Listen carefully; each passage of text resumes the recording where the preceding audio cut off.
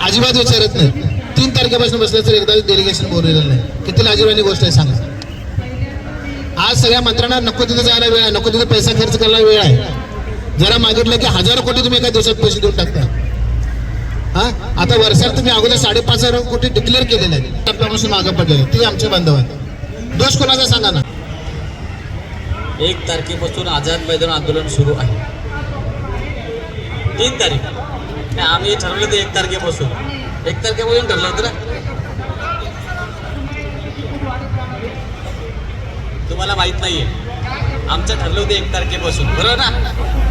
तुम्हाला काहीच माहित नाही, तुम्हाला असं वाटतं आम्ही काहीच करत नाही, बरोबर ना. मी तुम्हाला सांगतो, तुम्ही आमच्यावर विश्वास ठेवा किंवा नका ठेवू. आदरणीय विक्रम काळे साहेब आणि मी उपस्थित तुमचे सर्व समन्वय संघाचे पदाधिकारी, ज्ञानेश चव्हाण या ठिकाणी, शेळके सर आहेत, लोंढे सर आहेत. ज्यावेळेला सभागृहामध्ये आपला प्रश्न उपस्थित केला त्याच वेळेला ही सगळी मंडळी रातोरात त्या ठिकाणी आली होती की नव्हती सर. आणि त्यानंतर लगेचच आम्ही सकाळच्या वेळेला केसरकर साहेबांची नागपुरात भेट घेतली होती. आणि भेट घेतल्यानंतर खरं कारण मला समजलं होतं. खरं कारण काय होतं यांनाही समजून सांगितलं. आणि त्यानंतर माननीय देवेंद्रजी फडणवीस साहेब यांची भेट घेतली. तिथे मी आणि विक्रम काळे साहेब दोघंही होतो. आणि त्यांना विनंती केली की शिक्षक भेटायला आले साहेब, आपल्याला 2 मिनिटे भेटायची. पण दुर्दैव असं की आपली माणसं जागेवर थांबली नाही. येथे त्याच ठिकाणी व्यवस्थित चर्चा झाली असती. पण त्यांनी सांगितलं की मुंबईमध्ये गेल्यानंतर आपण बैठक लावू. आणि अधिवेशन संपल्यानंतर आम्ही दोघंही आम्ही सातत्याने ती बैठक लावण्यासाठी प्रयत्न करतोय. तर त्यातली खरी अडचण काय आहे ती आम्हाला माहिती. आता तुम्हाला सगळ्या गोष्टी इथे सांगू शकत नाही, पण तुम्ही समजून घ्या आणि विश्वास ठेवा. नाही काय गरज नाही. तुम्हाला अनुदान मिळायची मतलब आहे की नाही. आम्ही काय नाही करतोय असं अजिबात कोणी बोलायचं नाहीये. मी तुम्हाला सांगतो, कारण आज ज्ञानेश्वर म्हात्रे तुम्हाला ठणकावून सांगेल की 1160 कोटी रुपये देताना रात्री 1 वाजता मी सीएम साहेबांच्या बंगल्यावर होतो. आणि तिथून रात्री माननीय केसरकर साहेबांना सीएम साहेबांनी फोन लावला आणि मी सांगितलं, माझ्या बंधूंनी सांगितलं की शब्द न बोलणारा माणूस एकनाथजी शिंदे साहेब आपण प्रश्न सोडवा. आणि तो सोडवला. तुमच्यातलं जर कोणी बोलत असेल की हे कोणी काही करत नाही तर त्याला माझा विरोध राहील. कारण तुमच्या कामासाठी सदैव मी ज्ञानेश्वर म्हात्रे सदैव त्या ठिकाणी हिरपाड्या मारतोय, फेऱ्या मारतोय. जर तुम्हाला कोणाला माहित नसेल तर त्यांनी माझ्यासोबत यावं. मी मुद्दामून तुम्हाला या ठिकाणी बोलतोय. माझी 8 दिवसापासून तब्येत ठीक नाहीये. हे सगळे लोक मला भेटायला आले होते की नव्हते सर. मी तेव्हाही त्यांना सांगितलं आताही माझी तब्येत ठीक नाहीये. पण आज सकाळी तुमच्या समोर येताना माननीय मुख्यमंत्री उपमुख्यमंत्री साहेब यांना भेटावं आणि तुमच्याकडे यावं, कारण काहीतरी तुम्हाला उत्तर देता यायला पाहिजे. पण सीएम साहेब आउट ऑफ महाराष्ट्र आहेत. डीसीएम साहेब आज त्यांच्या कार्यक्रमामध्ये व्यस्त आहेत, ते भेटू शकलेले आहेत. पण केसरकर साहेबांची भेट घेऊन आम्ही आलो आहोत. त्याची संपूर्ण माहिती तुम्हाला विक्रमजी काळे साहेब सांगणार आहे. पण माझा सदैव आक्षेप राहील जगदाळेश्वर की आम्ही काय करत नाही याच्यावर माझा आक्षेप आहे. 1 मिनिट नाही, अजिबात नाही, मी मान्य करणार नाही. तुम्ही काही बोला, पण मी तुमच्यातला शिक्षक आहे. मी शिक्षक आहे, इथे बसायला तयार आहे. पण आम्ही काय करत नाही असं कोणी बोलू शकत नाहीये. कारण करतोय ते तुम्हाला सगळ्यांना माहिती आहे. इथे बसल्या बऱ्याचशा लोकांना माहिती, शिंदे सर पण आणले, सगळ्यांना माहिती आम्ही काय करतोय ते. बरोबर की नाही. करतोय म्हणून बोलतोय. नसेल करत तर नाही म्हणेन मी माझ्यासारखा की नाही करत. ज्ञानेश्वर माझ्या छातीडोकपणे सांगेल, केलं ते केलं, नाही केलं ते नाही केलं. तुम्ही जाऊन बघा ठाणे जिल्ह्यामध्ये जावक नंबर जुळत नव्हते. मला माहिती आहे सगळ्यांना. ठाणे जिल्ह्यातले कोण कोणी हात वर करा. किती लोक आहेत. रात्री 9 वाजेपर्यंत बसून FIR ची नोंद केली. पालघरला जाऊन तिथे FIR ची नोंद केली. रायगडला जाऊन FIR ची नोंद केली. आणि दिवाळीमध्ये सुमारे 1000 शिक्षकांचे, शाळांचे आदेश शिक्षकांचे वाटप केले. कोणी सांगेल तुम्हाला. एवढंच नाही, तुमच्या सोलापूरचा प्रश्न होता, तिथे सुद्धा मी आलो होतो की नव्हतं सांगा. सोलापूरवाले आले होते की नव्हतं. पण त्या ठिकाणी जे मराठा आरक्षणाचं आंदोलन झालं त्यांनी आपली सभा उधळून लावली. बरोबर की नाही. कोणासाठी आलो होतो मी. तुमच्याकडे आलो होतो की नव्हतो? मग कुणी ज्ञानेश्वर मात्र काय नाही करत याला माझा आक्षेप नाही येणार? येईल की नाही? मला काय म्हणायचं सर, आम्ही दोघं आहोत इथे, आम्ही दोघं आहोत. दोघांना कृपया असं बोलू नये, बरोबर आहे की नाही? आम्ही तुमच्याच प्रश्नाचे जगदाळे सर, तुमच्याच सोबत बसलेली माणसं आहोत आम्ही. मला तुमचा प्रश्न सोडवायचा हो. आता पण सकाळी मी बोललो केसरकर साहेबांना की साहेब मिटवा, एकदाच क्लिअर करून टाका, काही ठेवू नका बॅलन्स. या भाषेत बोलून आलो आहे. आम्ही रोखतो पेटतो. जरी सत्तेत असलो तरी मी आमदार नंतर पहिला शिक्षक आहे, लक्षात ठेवा. याच गेटवरून तुमच्या आधार कार्डच्या गेटवर मी उडी मारली होती. इथं पोलीस साक्षीदार आहेत, सगळे साक्षीदार आहेत. ज्या दिवशी मी आमदार झालो तेव्हा रिस्पेक्टने पोलीस मला इथपर्यंत घेऊन आले आणि बोलले सुद्धा की या माणसाने एक दिवस त्या गेटवर उडी मारली होती, तो आज आमदार झाला. हे तुमच्यामुळेच आमदार झालो आणि आम्हाला काय आमदार म्हणून मिरवायचं नाहीये.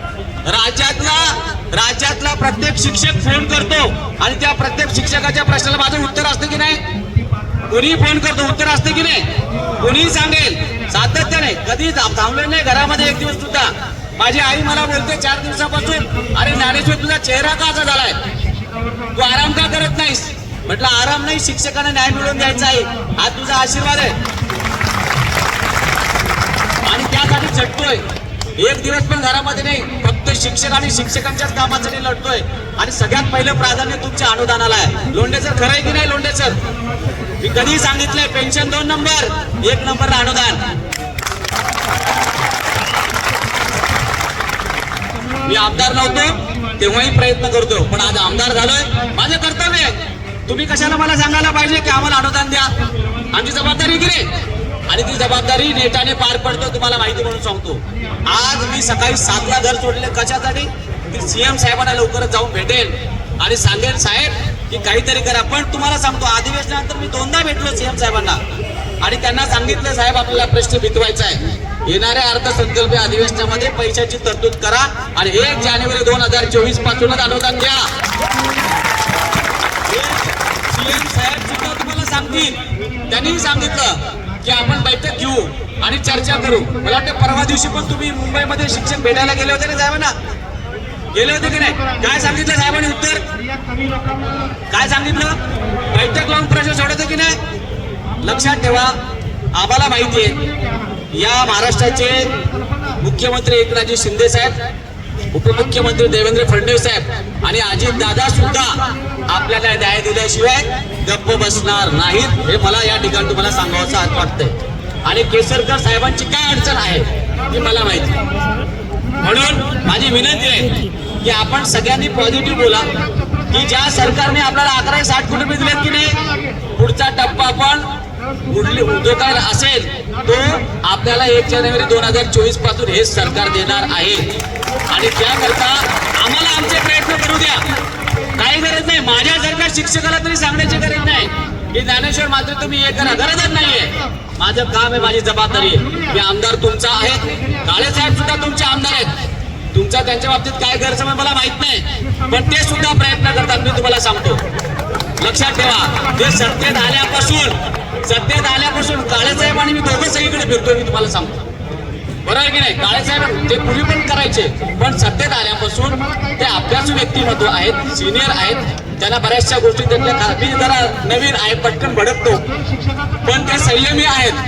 त्यांचा अभ्यास माझा डायरेक्ट जाताना आम्ही बोलतो तडकाफडकी. आम्ही दोघेही जाऊन प्रत्येक मंत्र्याकडे जो जो विषय असतो तो बोलण्याचा माझा प्रयत्न असतो. आणि दर मंगळवारी जे कोणी शिक्षक येत आहेत त्यानेशी जरा सांगा सर, दर मंगळवारी कुठे असतो जा, प्रत्येकाची भेट घ्या, कधी होईल कसं होईल, या सगळ्या गोष्टी तुमच्यासाठी करतो मित्रांनो. मी जर तरी आज जोरदारात बोलायला तर फक्त तुमच्यासाठी बोलतोय. आता सुद्धा आम्ही जाऊन बरेचसे प्रश्न तुमचे मार्गी लावलेत. तो स्वयंअर्थसहाय्यचा 2-4 दिवसाचा पूर्वीचा GR काढलाय की नाही, त्याच्या पाठीमागे बऱ्याचशा गोष्टी आहेत, त्याच्या आपण वाचल्या बारकाईने, तर त्याचा जर शब्दशः अर्थ घेतला तुमच्या लक्षामध्ये येईल. काय तुम्हाला न होणारी गोष्ट, अहो ज्यांचे जावक नंबर जुळत नाहीयेत, बरोबर आहे की नाही? रजिस्टर आहे पण रजिस्टर मध्ये नोंद नाही. अधिकारी काय म्हणतोय की दिलेली मान्यता फ्रॉड आहे. ज्या वेळेला 7 तारखेला डिसेंबर महिन्यामध्ये सभा झाली कुठे, अधिवेशनामध्ये त्यावेळेला काळे साहेब सुद्धा स्वतः होते. आम्ही पोटतिडकीने सांगितलं की या लोकांना घरी नाही बसवायचं. दिव्यांग शाळेच्या 1800 शिक्षकांच्या मान्यता रद्द केल्या आहेत बोगस म्हणून. पण आम्ही सांगितलं साहेब तसं करू नका, तुम्ही यांच्या हिअरिंग घ्या, यांची सगळी कागदपत्र तपासा आणि मग आमचा शिक्षक बोगस का काय ते ठरवा. त्यांनी ते मान्य केले. परवाच्या याच्यामध्ये आलेलं आहे. त्यांनी सांगितलं की एप्रिल 2023चा जो शासन आदेश आहे 11 पैकी 6 मुद्दे यांचेही तपासा आणि त्यांनाही अनुदान द्या. ज्या शाळा आपल्या पुण्याला राहिलेल्या आहेत त्या सुद्धा सगळ्या शाळा येतील. आत्ताही आम्ही विनंती केली की त्याच्या व्यतिरिक्त काही शाळा असतील. आम्ही दोघांनी आता जवळजवळ विक्रम काळे साहेब केसरकर साहेबांची भांडायचे बाकी राहिले होते. खरं सांगतो बरं का तुम्हाला, मी यातलं खोटं सांगणार नाही. त्यांनी खूप त्यांना कन्व्हिन्स केलं की अजूनही काही शाळा ज्यांचा प्रस्ताव आला नसेल त्यांना सुद्धा संधी द्या. काळे साहेब स्वतः बोललेले आहेत. आत्ताची गोष्ट आहे अर्धा तासापूर्वी. कशासाठी आहे की माझा एकही शिक्षक अनुदानापासून वंचित राहिला नाही पाहिजे. ठीक आहे, थोडीशी काहीतरी अडचण होती, तो त्यावेळेला नाही पूर्ण करू शकला, पण आता करू शकतोय. संच मान्यतेमध्ये दुरुस्ती आहेत. तुम्हाला माहिती आहे मी वंदना वाहुल मॅडमचं नाव भर सभागृहात घेतलं. काय घेतलं, कशाने घेतलं? माझ्या राज्यातल्या शिक्षकांच्या संच मान्यता दुरुस्त होत नाही, त्यांना अनुदान कसं मिळणार? मी नाही घाबरलो. मला अनेकांनी सांगितलं तू नाव का घेतोस. अरे घेतलं पाहिजे ना. जर एखादा अधिकारी जर एखाद्या शिक्षकाचं जर रक्त पिणार असेल त्याचं नाव घेतलंच पाहिजे. कांबळे नावाचा आमचा अधीक्षक तो सुद्धा अशाच प्रकारचं करत होता. घेतलं नाव. मला सांगा कोणाचं नाव घ्यायचंय. येत्या अर्थसंकल्प अधिवेशनात दोघंही फाडून खातो त्यांना आम्ही 100% तुम्हाला सांगतो. आमच्याकडे तक्रार द्या, निश्चितपणे त्यासाठी प्रयत्न करू. मग अकोल्याचा प्रश्न असेल त्याच्या अधिकाऱ्यांशी बोललो, लातूरला बोललो, सोलापूरला बोललो, जिथे जिथे ज्या ज्या शिक्षकांनी तक्रार केल्या त्या सगळ्यांच्या बाबतीत त्या अधिकाऱ्यांशी आम्ही बोलतोय. इथे आमच्या पोद्दार मॅडम बसलेत. बरोबर नाही मॅडम? किती वेळा फोन केला वाघारे मॅडमला, किती वेळा. एका शिक्षण अधिकाऱ्याने सांगितलं कोण तो आमदार त्याला बघून घेतो. म्हटलं तुलाच बघून घेतो. बदली केली सोलापूरच्या शिक्षण अधिकारी. तुम्हाला आठवतं का सोलापूरवाले पूर्वीच्या शिक्षण अधिकारी कोण होत्या? वटारची बदली केली की नाही आपण? या बोलल्या होत्या म्हात्रे कोण बघून घेते. म्हटलं तुलाच बघून घेतो. केली की नाही बदली आपण? 100% केली. अरे आम्हाला कोणी बघलं तर आम्ही तुमचे लोकप्रतिनिधी आहोत. असं चालत नाही आम्हाला. शिक्षकांना बघून घेतोय, आमदारांना बघून घेतोय. ठीक आहे, मग आम्हीच बघतो काय बघायचं ते. तुमच्यासाठी मित्रांनो आम्ही लढाई करायला तयार आहोत. पण असं कोणी कोणाला चुकून असं बोलू नका. प्रयत्न करतो आम्ही. आमचा प्रामाणिक प्रयत्न आहे. 100% प्रयत्न आहे. आणि निश्चित परमेश्वराला प्रार्थना करा. मी तिरुपतीला जाऊन आलो. काय नवस करून आलो? गाव लोंढे सर कुठे गेले आमचे?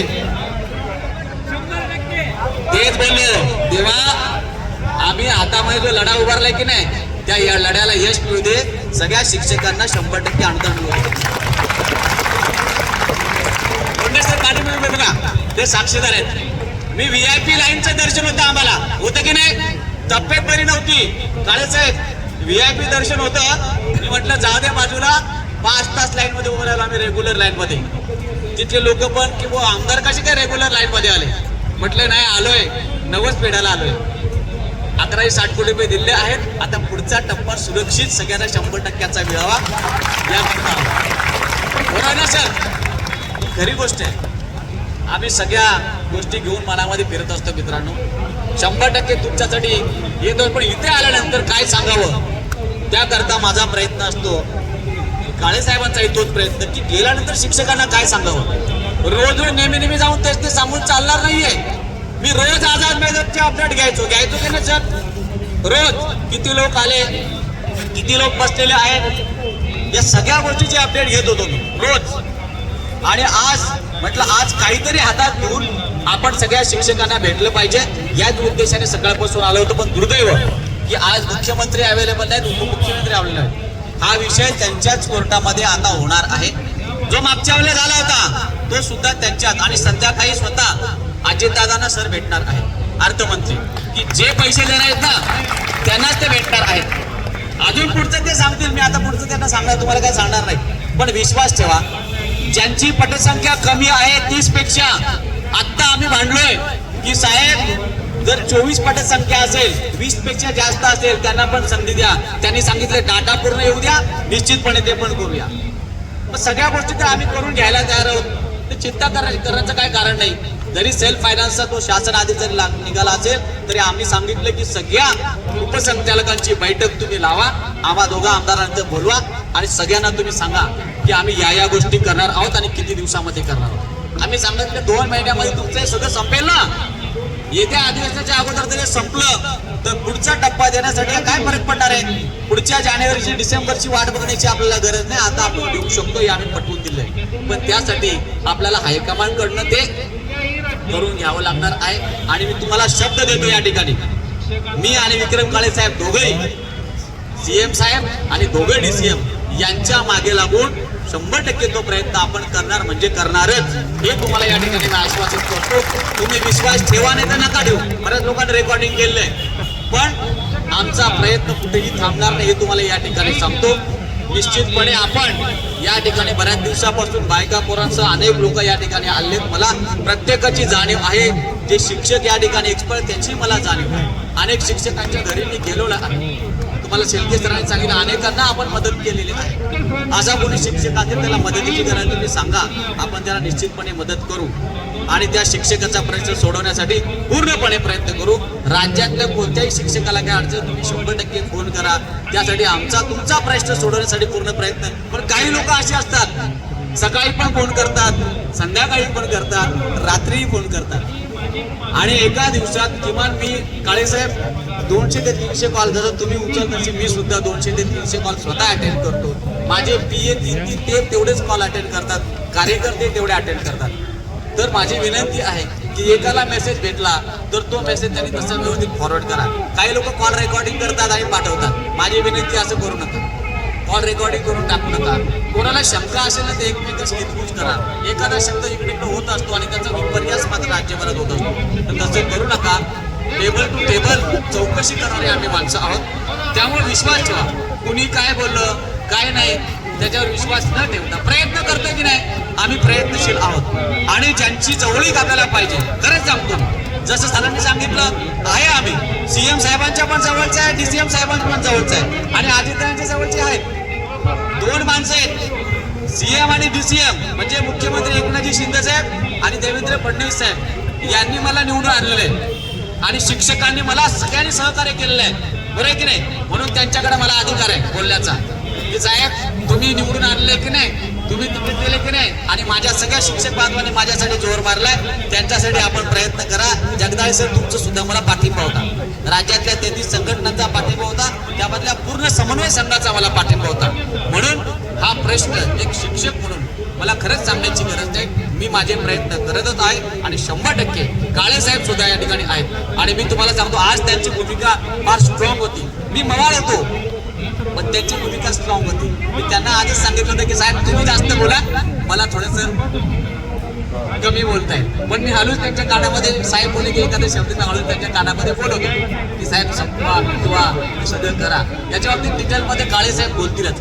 पण विश्वास ठेवा मित्रांनो, तुमच्यासाठी आहोत, तुमच्यासाठी लढणार आणि निश्चितपणे परमेश्वराला प्रार्थना करा की आम्ही करत असलेल्या प्रयत्नाला 100% यश मिळो आणि 100% अनुदान देण्यासाठी तुमच्या सगळ्यांचा आशीर्वाद आमच्या पाठीशी राहू दे.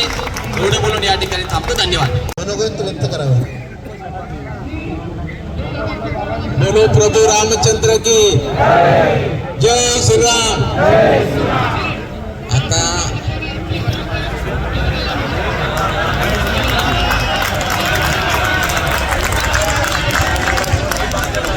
बाकी काही असो, श्रीराम आपल्या प्रत्येकाच्या हृदयात आहे. आणि आता 22 तारखेला प्राणप्रतिष्ठा असल्यामुळं संबंध देशभर श्रीरामाचं माहोल चाललेलं आहे. त्यामुळे त्यांचा आशीर्वाद आपल्या 100%ला लाभावा म्हणून श्रीरामाची प्रार्थना आपण या ठिकाणी केलेली आहे. सर्व राज्याच्या कानोकोपऱ्यातून आलेले माझे बांधव भगिनी, विधानमंडळातील आमचे सहकारी ज्ञानेश्वरजी म्हात्रे सर, 10 शिक्षकापासून विरांदान शाळांचा कायम शब्द काढावा यासाठी याच क्रांतिकारी भूमीमध्ये आझाद मैदानावर आंदोलन जे पहिलं सुरू केलं ते कृती समितीचे खंडेराव जगदाळे राठे काका, मस्कर तात्या हे नाहीत मंडळीत, पण त्या पहिल्या दिवसापासून या सगळ्या लढ्याचा मी साक्षीदार आहे. त्यामुळे ते सगळं सांगून मी तुमचा वेळ घेणार नाही. खंडेराव जगदाळे सर, आम्हा दोघांनाही कुठलाही राग आलेला नाही आणि राग येत नाही. तुमच्यासारखं आम्ही बोलायला तर तुमच्यात आणि आमच्यात फरक आहे. आमच्यात काहीतरी वेगळं आहे म्हणून तर लोकांनी 4 वेळेस निवडून दिले ना. आम्हाला काही येडे गबाळे शिकलेले न शिकलेले मतदान करतात का? 4 डिग्र्या घेतलेले लोक मतदान करतात. डॉक्टरेट PhD झालेले शिक्षक मतदान करतात. मग आम्ही असं राग काढत बसलो तर घरीच बसावं. ज्याला राग येते त्यानं पांघरून झोपायचं. त्यामुळे आम्हाला कुठलाही राग येत नाही. बायकोचा येत नाही तर तुमचं यायचं काय सांग.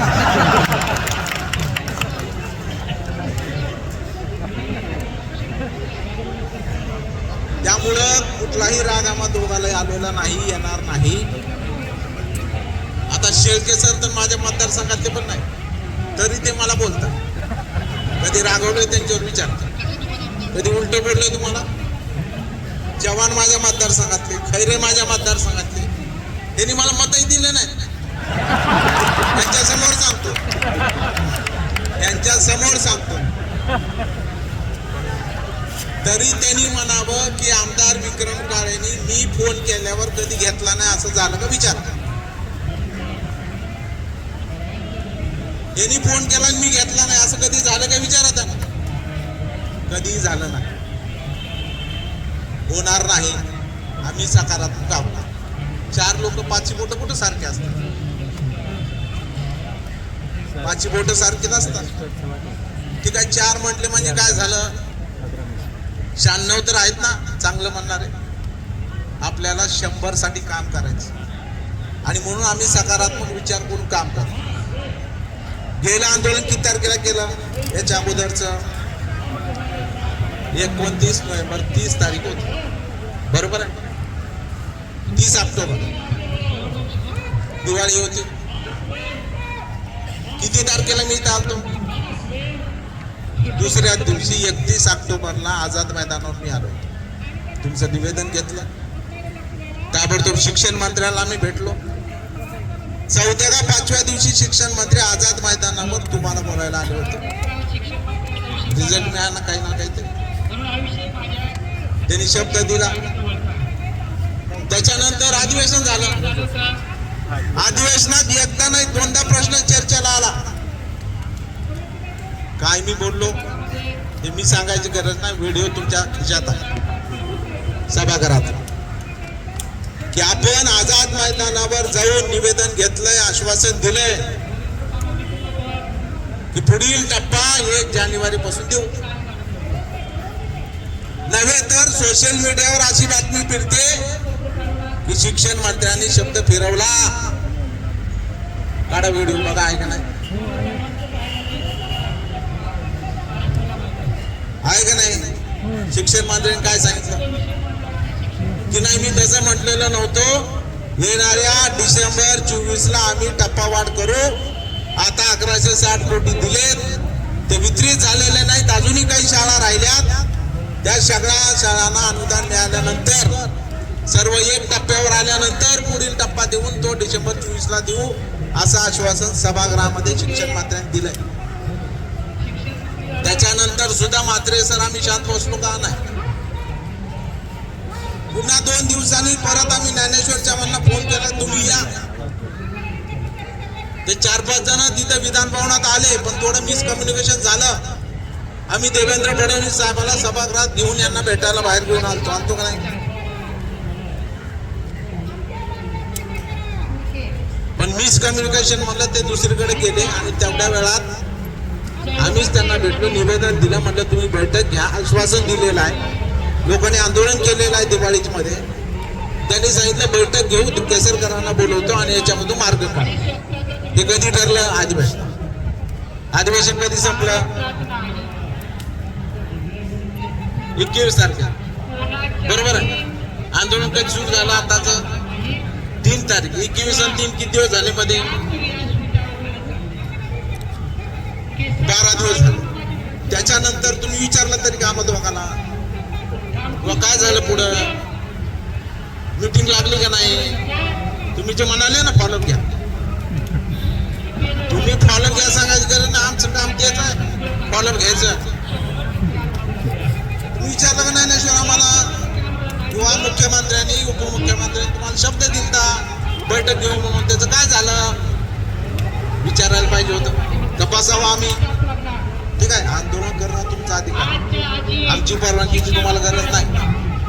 पण किंवा आपण समन्वयानं काम करतोय तर तुम्ही त्याच नुसतं एक शब्द तरी करावं का आंदोलन होईल लागते का नाही मीटिंग, काय करताय तुम्ही? आम्ही दोघंही तिथून आल्यापासून त्याच कामात आहोत. काही बैठक लावा, एकदा नाही दोनदा आम्ही DCM साहेबांकडे गेलो, पण मराठा आंदोलन आणि बाकीचे कार्यक्रम सुरू असल्यामुळे ही बैठक लागली नाही. त्यावर जर तुम्ही आंदोलन पुकारला 3 तारखेचं, थोडा तर मेळ ठेवा. आता 3 तारखेनंतर किती आठवडे झाले? दुसराच आठवडा ना, ही तिसरा सुरू झालाय. रोज फोन येतो, कुठं तुम्ही? आज आलाच ना. अरे येऊन नुसतं का निवेदन घ्यायचं का तुमचं? तुमच्या कानाला सरकार विषय शाळा स्वयं अर्थसहाय्यित न करण्याबाबत हा काल GR काढला, वाचलाय ना आपण. ठीक आहे, तुम्हाला मिळालंय, पण तुमच्या मागे पण लोक आहेत का नाही? आपलेच बांधव आहेत का नाही रांगेमध्ये, ज्यांचा कायम शब्द काढला? आम्हाला तर सगळ्यासाठी काम करावं लागेल, तुमच्यासाठी तर पण जे राहिले त्यांनाही पुढे आणायचं का नाही? शासन निर्णय 12 जानेवारी 24 रद्द करण्याबाबत उपरोक्त विषय कळवण्यात येते की नागपूर अधिवेशनाच्या वेळी अनुदानाबाबत आम्हा शिक्षक व पदवीधर आमदारांसोबत आपण बैठक घेतली होती. त्यात अपात्र ठरलेल्या तसेच त्रुटीमध्ये व मूल्यांकन करावयाच्या राहिलेल्या सर्व प्राथमिक माध्यमिक उच्च माध्यमिक शाळा तसेच वर्ग तुकड्यांना आणखीन संधी देऊन ज्यांचा कायम शब्द काढला त्या सर्व शाळांना अनुदान मिळेपर्यंत शाळा अनुदानाची कार्यपद्धती सुरू ठेवावी व 20%, 40% व 60% अनुदान घेत असलेल्या शाळा व ज्या शैक्षणिक वर्षात शाळा अनुदान पात्र ठरेल त्या वर्षी 20% अनुदान व त्या पुढील दरवर्षी 20% टप्पावाढ याप्रमाणे 100% अनुदानाचे सूत्र ठरवावे, जेणेकरून दरवर्षी शिक्षकांना टप्पावाढीसाठी आंदोलन करावं लागणार नाही.